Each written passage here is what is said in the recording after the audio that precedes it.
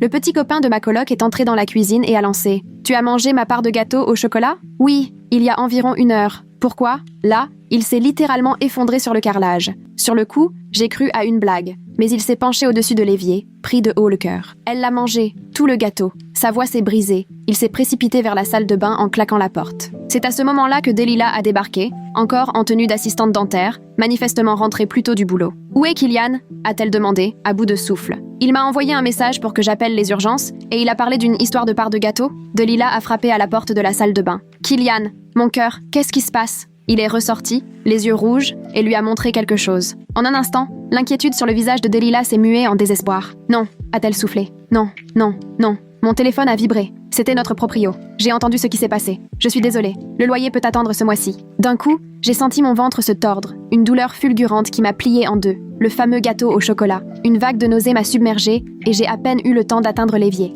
Mon coloc, Damian, m'a frotté le dos. Ce qui, venant de lui, était tellement improbable que j'aurais ri si je n'avais pas eu la tête dans l'évier. Elle attendait ce gâteau depuis 2 ans, a marmonné Kylian, en jetant un regard à Delilah, qui s'était effondrée par terre, en larmes. 2 ans pourquoi ? Ai-je réussi à balbutier, la gorge serrée. Personne n'a répondu. Mon téléphone s'est remis à sonner. C'était ma mère. Je suis tellement déçue de toi. Comment as-tu pu faire ça ? Elle a raccroché avant même que je puisse comprendre. Il faut qu'on file à l'hôpital, a dit Kylian. Tout de suite. Quoi ? Pourquoi ? Ce n'est qu'une intoxication alimentaire. Delilah s'est relevée, le visage blême. Ce n'est pas une intoxication, fais-moi confiance. Il faut vraiment qu'on y aille. Kylian attrapait déjà ses clés. Les crampes s'intensifiaient et, dans la voiture, Delilah évitait de me regarder, tandis que Kylian tapotait nerveusement sur son téléphone, grimaçant à chaque message. Qu'est-ce qu'il y avait dans ce gâteau ? Ai-je répété, la panique montant. La douleur se propageait. Finalement, Delilah a lâché, d'une voix éteinte. « Mon avenir, on réglera ça à l'hôpital », a coupé Kylian. Aux urgences, il a couru vers l'accueil pour souffler quelques mots à l'infirmière, qui a blêmi et nous a fait passer devant tout le monde. Là, j'ai compris que la situation était vraiment grave. Delilah était au bord de la crise de nerfs, ou des larmes, ou les deux. Un médecin est arrivé avec une radio portative. On doit vérifier de suite ce que vous avez dans l'estomac. Pour une intoxication alimentaire ? Il a échangé un regard lourd de sens avec Kylian et Delilah. Pas exactement. On va voir. Une infirmière se préparait à poser une perf. Des allergies, des médicaments, du latex. Elle s'est interrompue en lisant mon dossier. Réaction aux platines ? Alors blanc ? Non ? J'ai répondu, complètement paumé. Ils ont fait sortir tout le monde pour la radio. Le médecin a scruté l'image sur sa tablette, zoomant. La mère de Kylian est apparue à la porte, me lançant un regard noir. « Est-ce qu'il est encore entier ?» a-t-elle demandé au médecin. « Il est dans la famille depuis 90 ans. » Silence de plomb, juste les bips des machines. Delilah m'a enfin regardé, le visage tordu de colère. « Il y a bien un objet métallique dans votre ventre » a chuchoté le médecin. Je l'ai fixé, incrédule. « Un quoi ?» Le visage de Delilah a viré au rouge vif. « Tu as avalé ma bague de fiançailles. » Quoi ? Kylian s'est éclairci la gorge. « J'avais caché la bague de mamie dans ton gâteau préféré. Je comptais te demander en mariage. Mais c'était mon gâteau, de mon copain pour notre anniversaire. Il était sur l'étagère du milieu. J'essayais de remettre les morceaux dans le bon ordre dans ma tête. C'est l'étagère commune, tout le monde le sait. Je le gardais pour ce soir, a crié Delilah. Tu as ta propre étagère. Ton nom est écrit dessus en violet. Mon estomac s'est remis à gargouiller. La bague, censée valoir des milliers d'euros, était donc là, quelque part dans mon ventre, avec le gâteau que je croyais partager. Le médecin m'a tendu une grosse bouteille de liquide blanc. Buvez ça, ça devrait accélérer le transit. Il va falloir tout filtrer pour retrouver la bague. Delilah s'est remise à pleurer. Kylian continuait à énumérer tout ce qu'il avait prévu. Sa mère était en visioconférence avec des proches furieux. Mon coloc m'a envoyé un message. C'est pour ça que j'étiquette tout, jusqu'à mes bouteilles d'eau. La prochaine fois, ai-je lancé à Kylian en me tordant de douleur, tu mettras la bague dans une boîte, comme tout le monde. Il n'y aura pas de prochaine fois, a hurlé Delilah. Le médecin s'est raclé la gorge. Bonne chance avec l'assurance, ça va être compliqué, a-t-il lâché. Détruire un objet de valeur, vous êtes une voleuse, a craché la mère de Kylian. Delilah a séché ses larmes. Les gens comme toi prennent toujours ce qui ne leur appartient pas.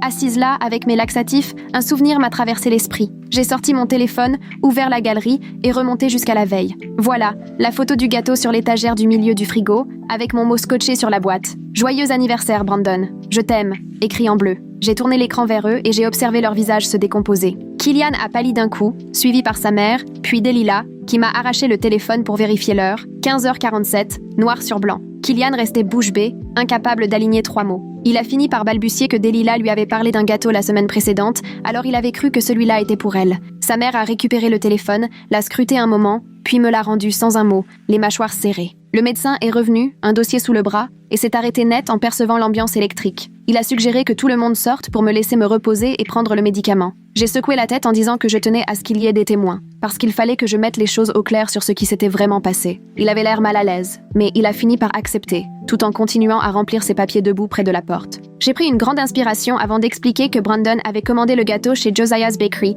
en plein centre-ville, pour fêter notre 2e anniversaire. Il avait déboursé 60 € pour un gâteau au chocolat sur mesure, fourré à la framboise. Je l'avais récupéré hier soir après le boulot, puis mis au frigo pour lui faire la surprise à son retour ce soir. Je voyais bien que le visage de Delilah s'effondrait au fur et à mesure qu'elle comprenait, et quand elle s'est tournée vers Killian, on lisait dans ses yeux un mélange de douleur et de colère. Lui, il évitait soigneusement son regard, fixant obstinément ses chaussures comme si quelque chose de fascinant allait s'y produire. Sa mère a pris une voix sèche pour dire que si ce gâteau comptait tant que ça, j'aurais dû mieux l'indiquer ou le poser sur mon étagère privée. Je lui ai rappelé que mon nom était carrément écrit sur la note et que l'étagère du milieu était partagée depuis 3 ans, depuis mon installation dans l'immeuble, et que tout le monde connaissait très bien les règles pour l'espace commun et les étagères personnelles. Elle a pincé les lèvres, mais n'a rien répondu. À ce moment-là, l'infirmière a frappé avant d'entrer, un kit de prélèvement et une espèce de passoire enfermée dans un sac plastique à la main. Tout le monde s'est tu d'un coup tandis qu'elle déposait le matériel sur la tablette près de mon lit. Elle m'a adressé un regard compatissant en m'expliquant comment m'en servir quand ce serait le moment. Toute la famille de Killian s'est détournée, subitement captivée par les affiches médicales sur les murs. L'infirmière m'a effleuré l'épaule d'un geste doux avant de sortir. Delilah s'est alors brusquement tournée vers Killian, le ton montant,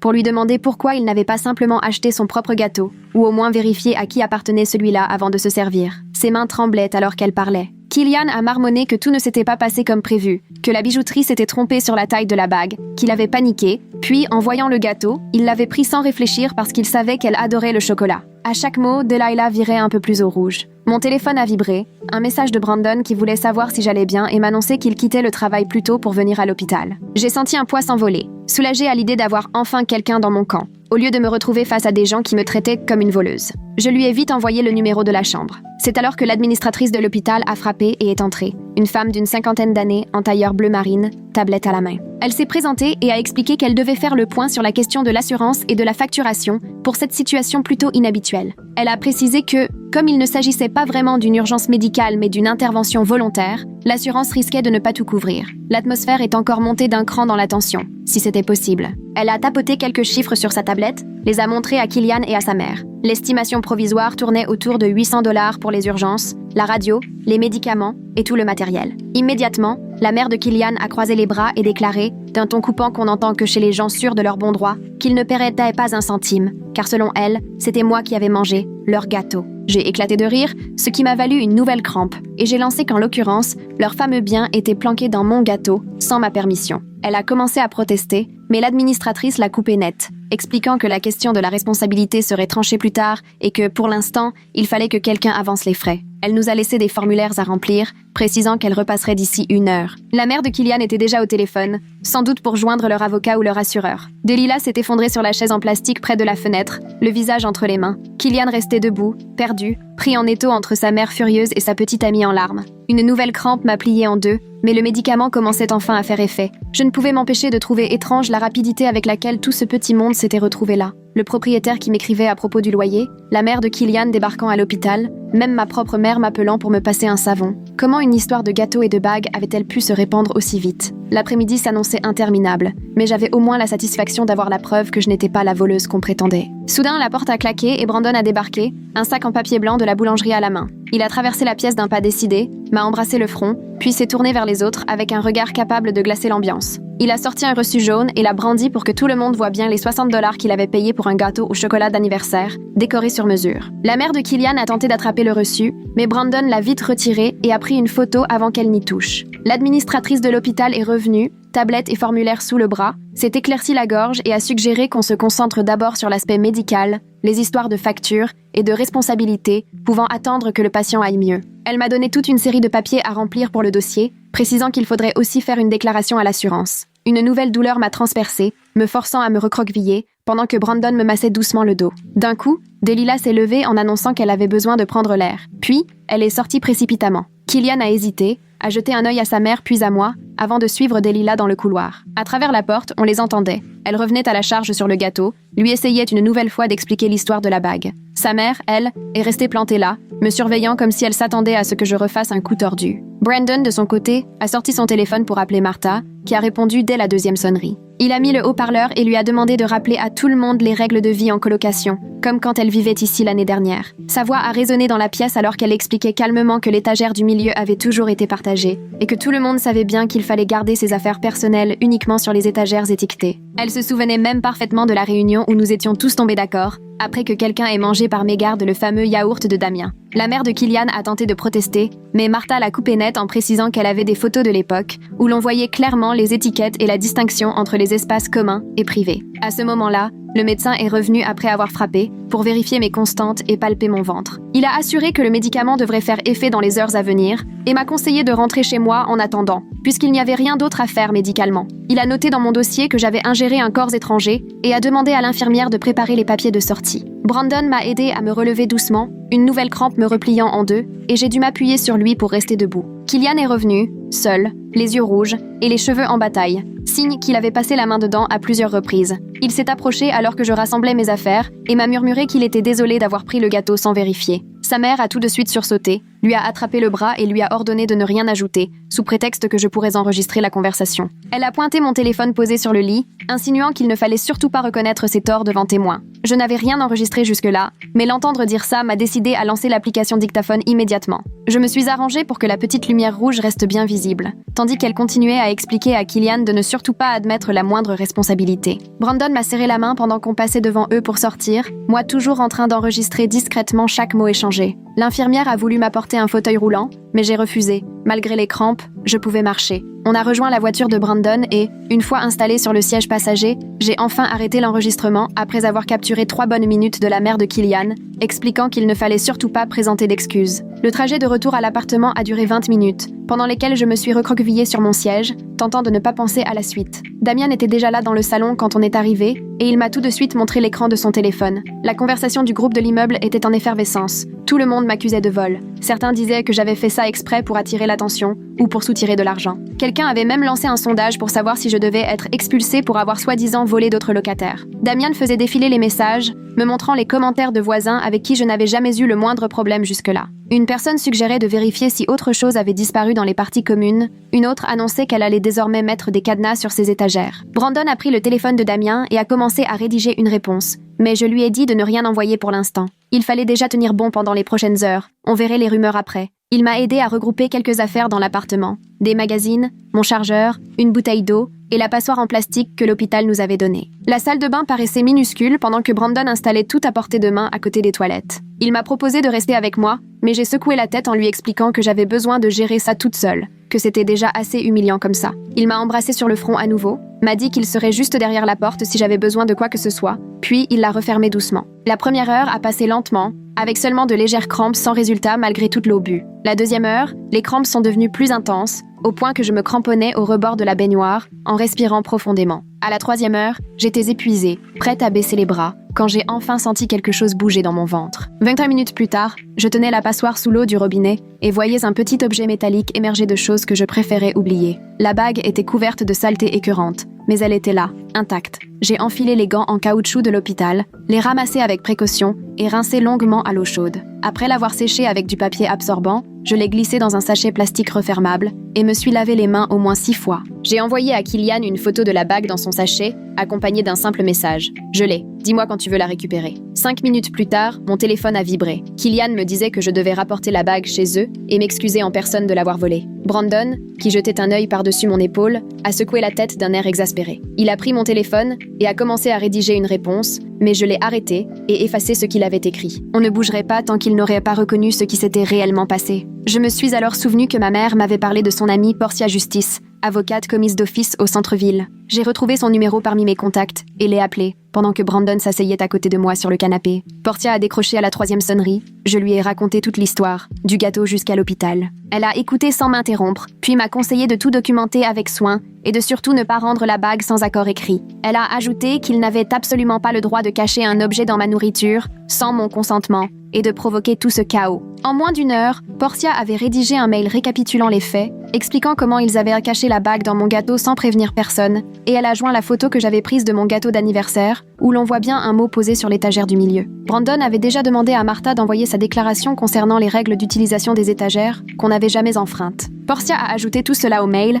ainsi que des captures d'écran des messages désobligeants que j'avais reçus. Elle avait transmis le message à Killian et à sa mère, en insistant pour avoir un accusé de réception. 2 heures plus tard, la mère de Killian me répondait avec des menaces de poursuite pour préjudice moral et atteinte à leur héritage familial. Portia, quand je lui ai lu ça au téléphone, en a éclaté de rire. Elle m'a rassurée. Il n'avait aucune chance et le savait bien, sinon il n'essaierait pas de m'intimider. 2 jours après, j'ai reçu la facture de l'hôpital, $800 à payer, dont mon assurance ne couvrait qu'une partie, parce qu'ils avaient considéré le retrait de la bague comme une intervention de convenance. Brandon a voulu m'aider tout de suite, mais je tenais à ce que Killian et sa famille en assument les conséquences. J'étais à la table de la cuisine, fixant la facture, quand mon téléphone a sonné, numéro inconnu. C'était Josiah, le pâtissier chez qui Brandon avait commandé le gâteau d'anniversaire. Il avait entendu parler de l'histoire par des clients et m'a proposé de rédiger une attestation officielle, confirmant que Brandon avait bien commandé et payé un gâteau spécial, avec des décorations précises. Je l'ai remercié et lui ai donné l'adresse mail de Portia pour qu'il lui envoie directement. Avec ce témoignage, celui de Martha,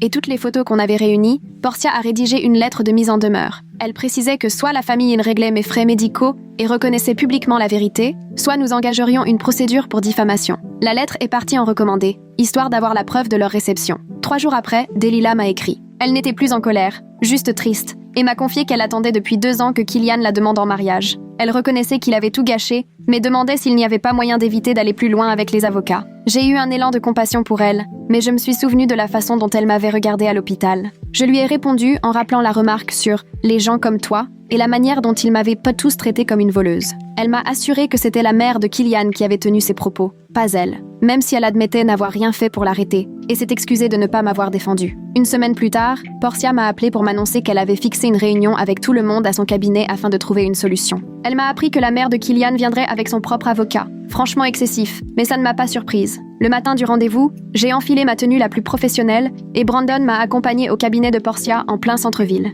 Il allait falloir expliquer à la mère de Killian qu'une avocate commise d'office n'était ni bénévole, ni dupe. Portia était prête à jouer aux échecs, alors qu'eux n'étaient encore qu'aux dames. Nous sommes arrivés 20 minutes en avance et Portia nous a expliqué comment la réunion risquait de se dérouler. Leur avocate tenterait l'intimidation, mais toutes les preuves étaient de notre côté. Killian et sa mère sont arrivés pile à l'heure, avec un avocat tiré à 4 épingles, mallette de cuir à la main. Delilah, elle, est arrivée 5 minutes après, seule, et s'est installée aussi loin que possible de la mère de Killian. La salle semblait bien trop petite avec tout le monde tassé autour de la table. Portia a commencé par sortir toutes nos preuves, la photo, le reçu de la boulangerie, la déclaration de Martha. Leur avocat a tout passé au crible, pendant que la mère de Killian lui marmonnait des reproches à l'oreille. Finalement, il a reposé les documents, s'est éclairci la gorge et a glissé à la mère de Killian que les preuves étaient accablantes, surtout la photo, et qu'une accusation de diffamation pourrait leur coûter cher s'ils insistaient. Elle a protesté, mais il lui a montré la date sur la photo, preuve qu'elle avait été prise avant qu'on ne touche au gâteau. Les 2 heures suivantes ont été un bras de fer. Leur avocat voulait nous faire accepter un compromis au rabais, tandis que Portia réclamait le remboursement intégral des frais médicaux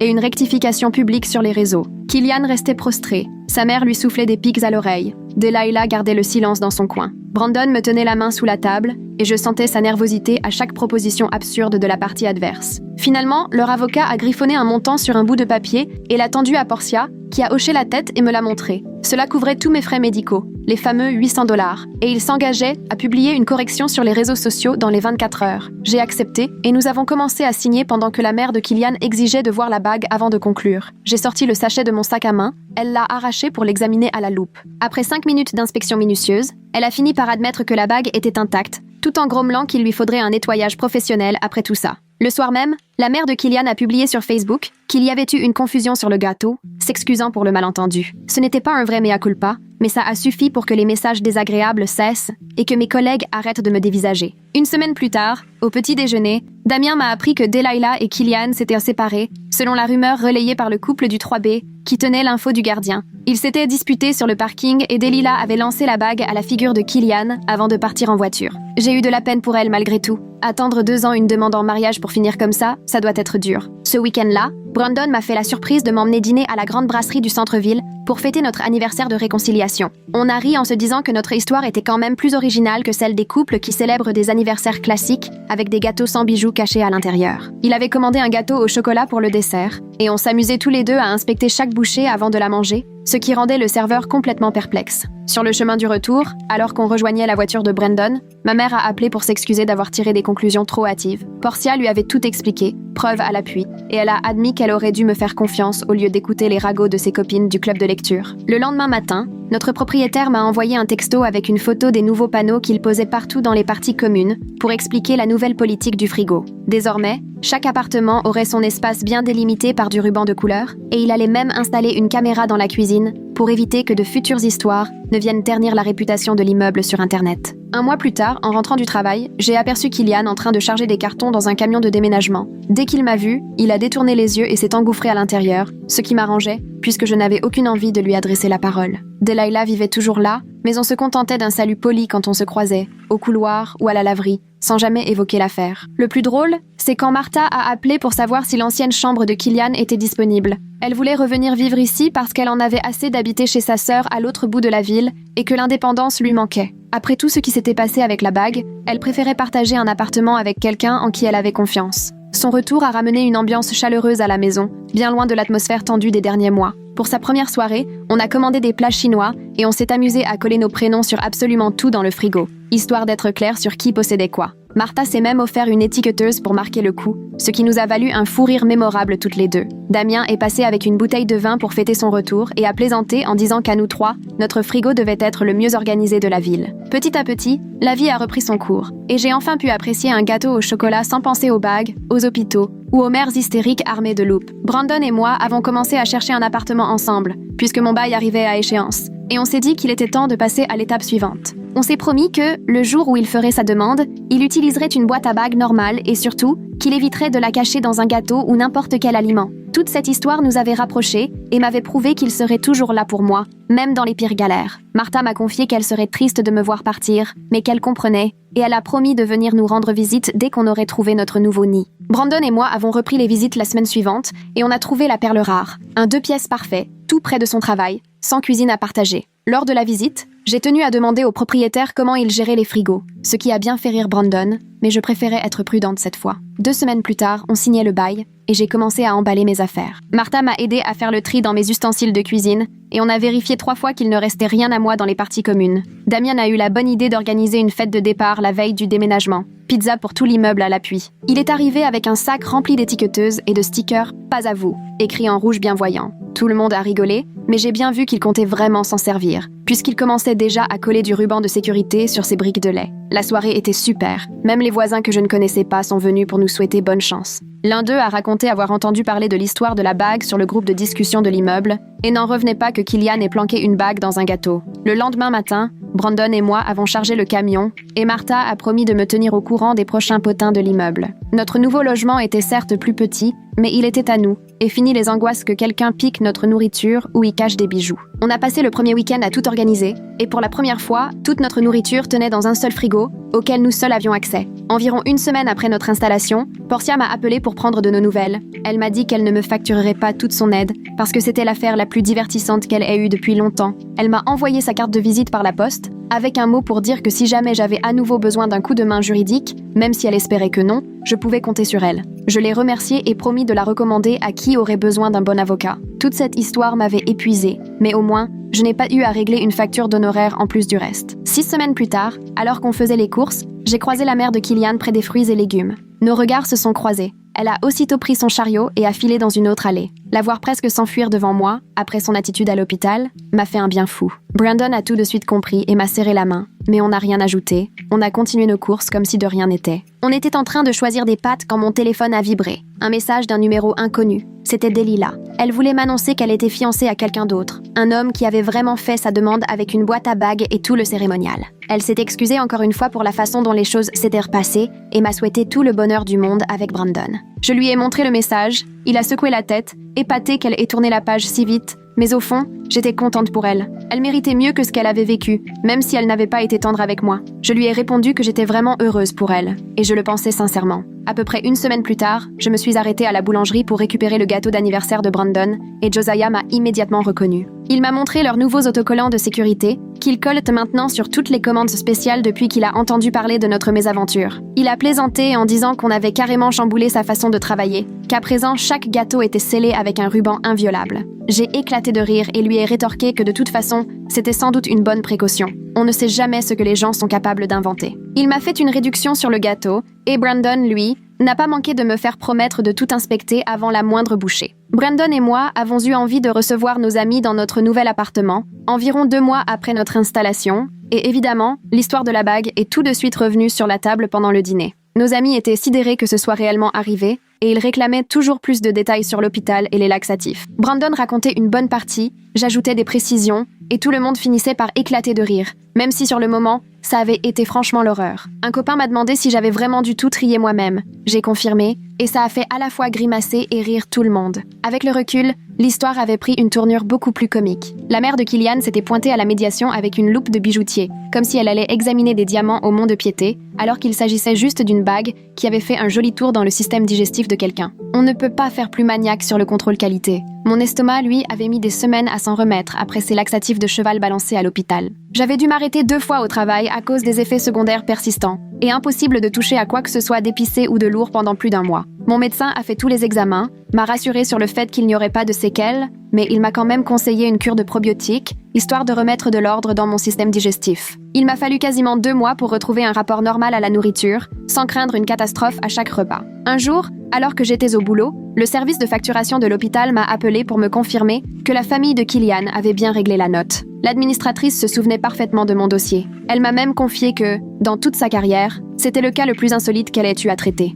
Elle m'a raconté qu'ils avaient même fait une réunion de service sur la façon de gérer ce genre de situation à l'avenir. Je l'ai remercié pour son appel et j'ai vraiment ressenti un soulagement en me disant que ce chapitre-là était enfin clos. Environ 1 semaine plus tard, Martha m'a envoyé des captures d'écran de réseaux sociaux qui m'ont fait bouillir. La mère de Kylian racontait dans divers groupes familiaux que j'avais avalé la bague exprès pour leur soutirer de l'argent. Elle prétendait à tout le monde que j'étais une voleuse et que j'avais tout prémédité, ce qui était complètement absurde. J'ai tout transmis à Portia, qui n'a pas tardé à envoyer une nouvelle lettre de mise en demeure avec menace de poursuite pour diffamation. Le poste a disparu en 2 jours et la mère de Kylian m'a bloqué partout, ce qui m'allait très bien, car je n'avais aucune envie d'avoir de ses nouvelles. 2 semaines plus tard, le jour de notre vrai anniversaire, Brandon est arrivé à la maison avec une grande boîte blanche de chez Josiah et un sourire immense. Il avait commandé exactement le même gâteau au chocolat que celui qu'on aurait dû avoir avant que tout ne dérape. On s'est installé à notre petite table de cuisine. On a découpé le gâteau très prudemment, inspectant chaque morceau avant d'oser le goûter. On rigolait de notre paranoïa,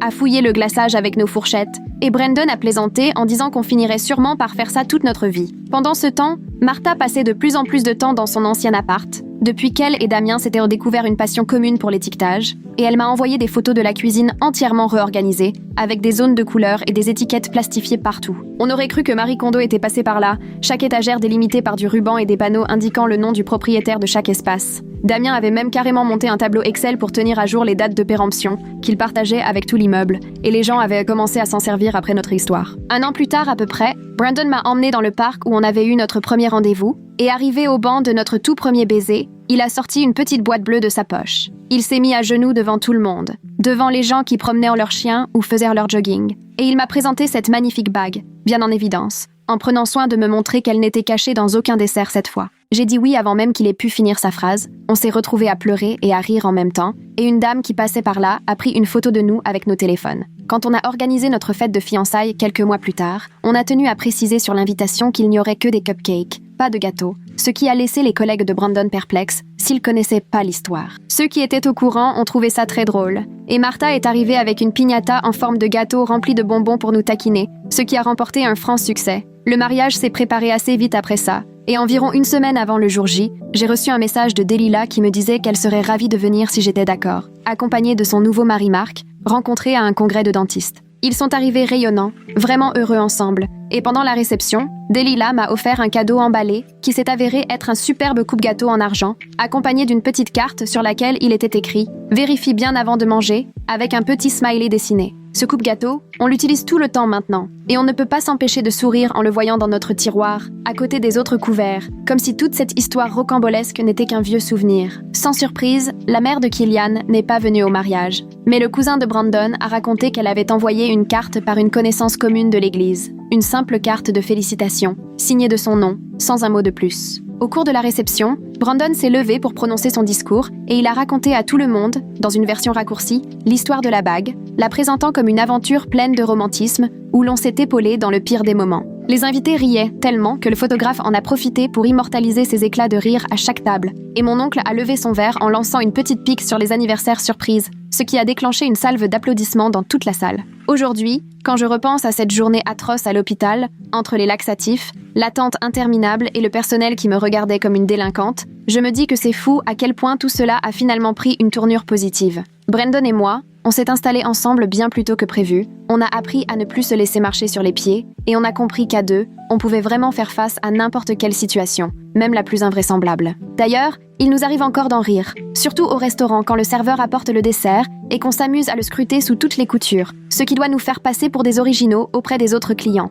Martha affirme qu'on a la plus belle histoire de demande en mariage parmi tous les couples qu'elle connaît, même si au fond, la vraie demande, celle qui comptait vraiment, a eu lieu 1 an plus tard, sans gâteau cette fois-ci. Cette bague que j'ai avalée par inadvertance doit sûrement être l'objet le plus précieux que j'ai jamais ingéré, mais celle que Brandon m'a offerte a une valeur inestimable, parce qu'elle est arrivée tout simplement, sans drame, et remplie d'amour. Finalement, avalée par mégarde la bague de fiançailles d'une autre, cachée dans ce que je croyais être mon gâteau d'anniversaire, c'est sans doute la meilleure erreur de ma vie, même si mon estomac s'en est souvenu pendant des mois, et qu'il a fallu encore plus de temps pour que les potins s'apaisent. Merci d'avoir passé ce moment avec moi, et d'avoir partagé toutes vos questions. C'est toujours un plaisir de voir jusqu'où peut nous mener la curiosité. À très vite, et au passage, pensez à liker la vidéo, ça aide vraiment plus que vous ne l'imaginez.